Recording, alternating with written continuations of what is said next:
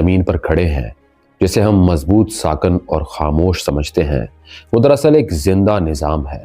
یہ کوئی پتھر کی مردہ گیند نہیں جو خلا میں بس یوں ہی گھوم رہی ہو، بلکہ یہ اندر سے مسلسل حرکت میں ہے، سانس لیتی ہوئی، دباؤ سہتی ہوئی اور کروڑوں سال سے اپنے توازن کو برقرار رکھنے کی کوشش کر رہی ہے۔ ہم روزمرہ زندگی میں زمین کو صرف سڑک، مکان، کھیت اور شہر کی شکل میں دیکھتے ہیں، مگر زمین کی اصل حقیقت اس سطح کے نیچے چھپی ہوئی ہے، جہاں شدید حرارت، پگھلا ہوا مادہ اور ناقابل تصور دباؤ ہر لمحہ کام کر رہا ہے۔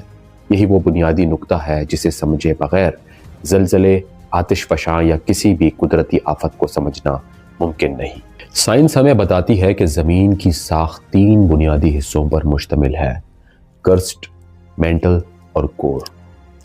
کرسٹ وہ باریک سی تہ ہے جس پر